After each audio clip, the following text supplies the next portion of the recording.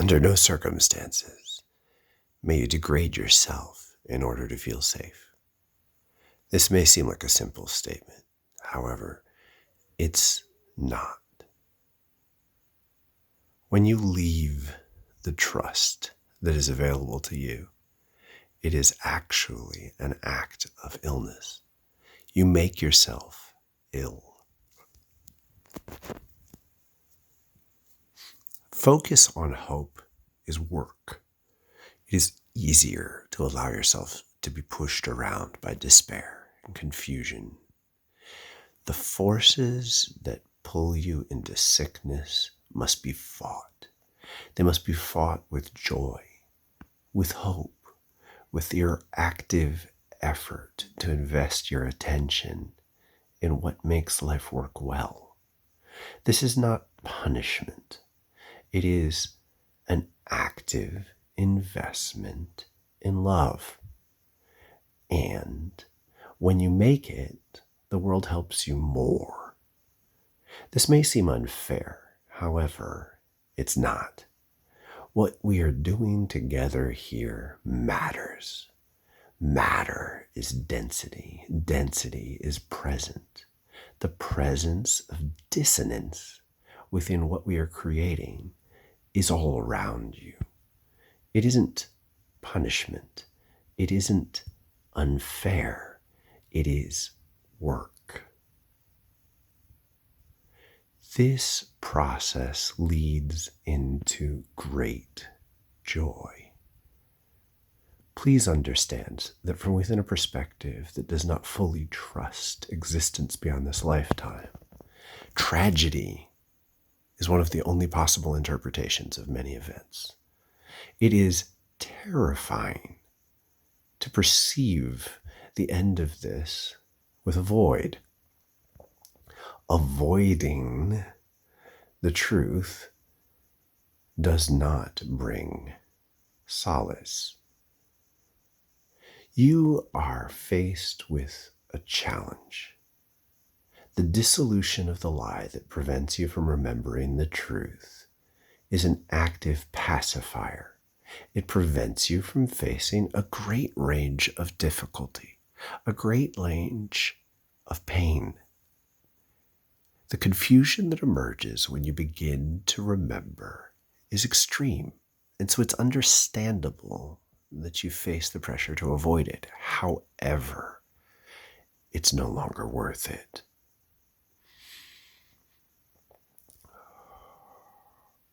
This story is changing. It's changing deeply, and it's changing in wonderful ways. It is not possible to induce these changes without pushing you and many you love through a great range of fears. We are doing so with every effort to love you well. It is not possible for us to entirely coddle your terrors, because please remember, we are aware that your existence continues. We are fully aware that the love you receive in many ways will get better when you leave your body. Make no mistake, we want you to stay, to live a long and beautiful life within this lifetime. However, you will increasingly be presented with some opportunities to leave. It is up to you to stay for the right reasons. There are instincts to struggle to survive, simply to survive, and make no mistake, they will prevail. It's just a rougher path. If you only tune in to these instincts, you will not be able to embrace the greatest reasons to live. And embracing the greatest reasons to live will help it be so.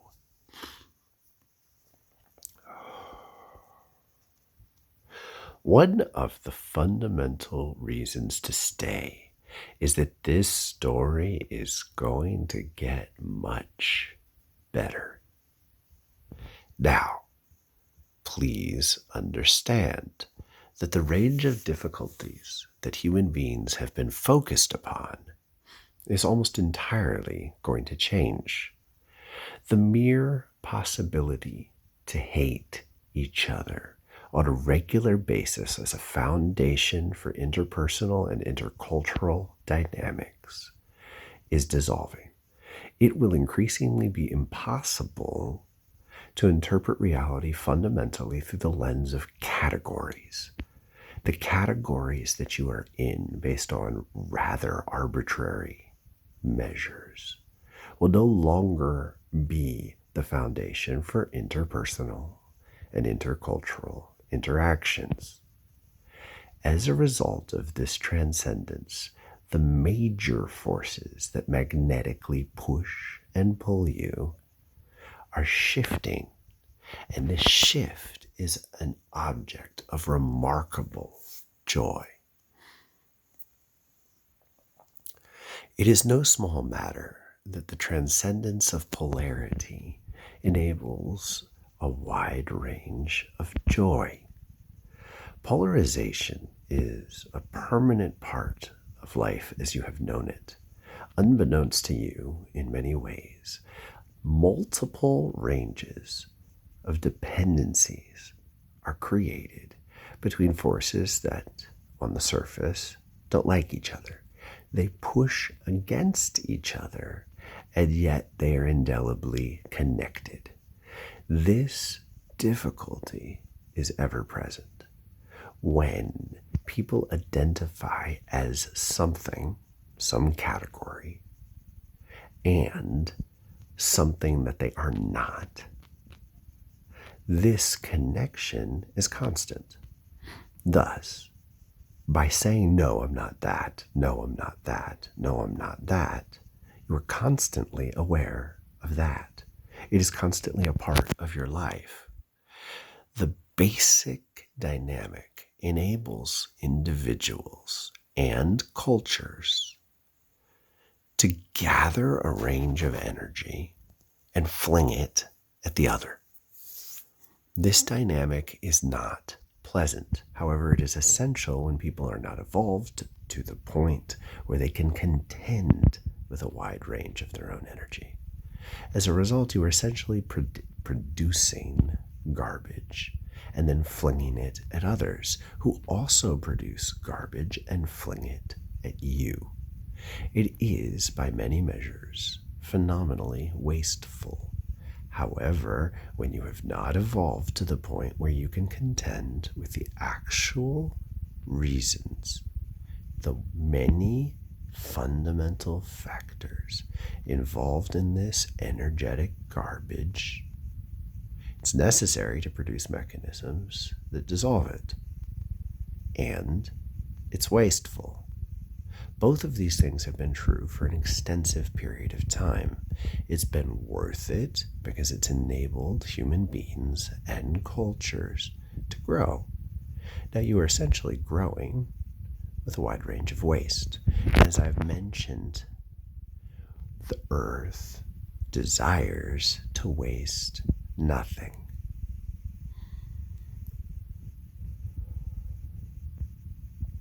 Thus, as you evolve, you come to recognize that many ways in which you have hated and feared other communities and other individuals as a fundamental part of who you are, you learn to recognize that you are indeed hating yourselves. This hatred is born of rejection. On a simple level, you are saying no to energies within you that you don't know how to embrace. As you learn to say yes to them, you no longer need to recklessly fling energy away.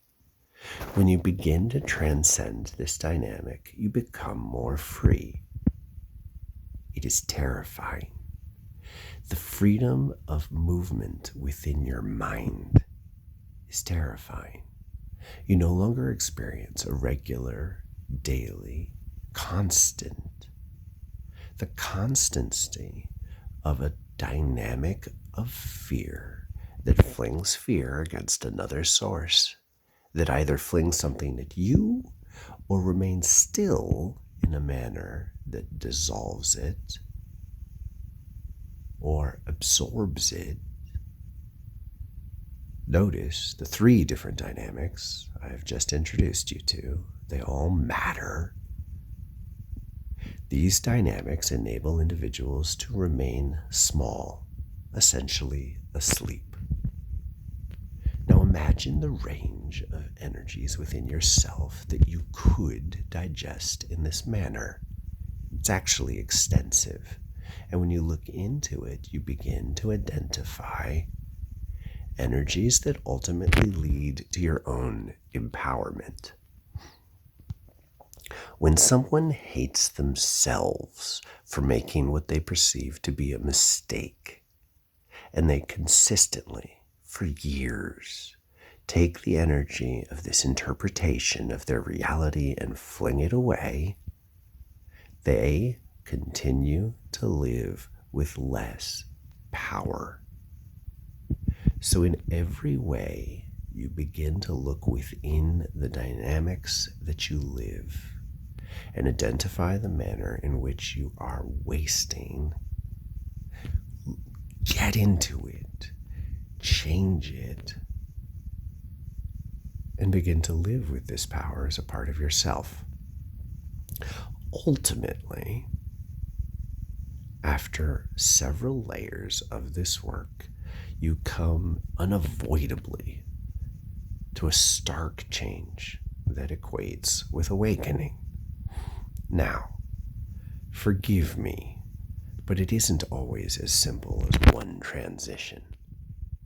We are trying to introduce you to dynamics that are beyond normal to you, so it is necessary to begin with a simpler understanding that can make sense to you even before you may be experiencing it.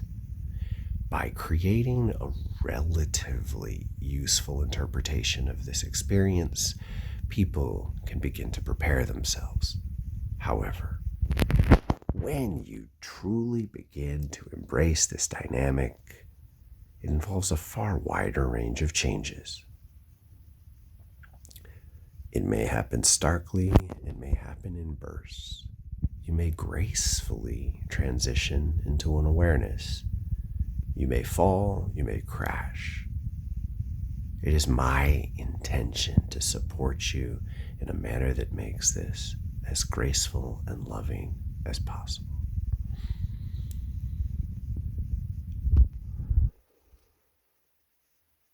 Now, this is going in a wonderful direction.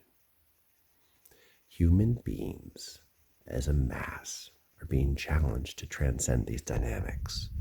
And the most amazing transcendence in this is that the trade of hatred and fear and intercultural and interpersonal dominance dynamics frees you to see reality as it truly is. And when you see reality as it truly is, you see yourself as you truly are. And you get to live beyond the fear. You embrace, you allow the fear of openness, the fear of freedom, the fear of knowing the truth. And as you face it and deal with it and embrace it and normalize it, you begin to like it. It's no longer fear. It's the heat that drives you to move and change and see and rise and fall. It's as if you learned to fly when you barely knew how to walk well before. So when you allow your psyche this kind of freedom, you begin to see the reality of this world. That is why we do this work, preparing you to understand what you are awakening into enables you to trust it more. So, the future is good. Not only will you transcend the dynamics of interpersonal polarization, the dissolution of hatreds, you will transcend multiple ranges in which rivalries have served this purpose, in which dramatically consistent relationships with people you don't really like have been a part of your lives. Now, you might think that you're not involved in this. However, you are. In many ways, it is possible to engage in these dynamics as a regular part of your reality without recognizing how they play out. And as a result, you are unable to consistently experience love with a great part of yourself. Imagine trading difficulty, frustration, annoyance, and numbness with love. Now, look forward to a time when most human beings are doing what they love daily, hourly. Every waking day is full of activity that is loving. People will enjoy their days and their nights much more. That is the first hope I would like you to embrace. Next, please recognize that this will be part. This will be born. This will begin as a new era, partly in tragedy. Sickness and environmental disaster will be a part of inducing you to come together. This unity would be impossible without these challenges. I am sorry for them. It is not joyful to me to induce the pain that is on your horizon. Indeed, I am not inducing it. I am a part of shepherding you through these changes. And make no mistake, the part of you that I am responsible for needs to be herded in the right direction. Please embrace this truth with as little fear as possible. I love you in ways you cannot possibly imagine. The love that we experience caring for you while you move and barely embrace your awareness is extreme. We have every compassion for the difficulty that you are beginning to go through, and we have every desire to embrace and release your fear. To the extent that you can trust us to be present with you, this will be a much less painful process. Now, hope. As you look into a future, please do your best to see through tragedy and fear to the other side.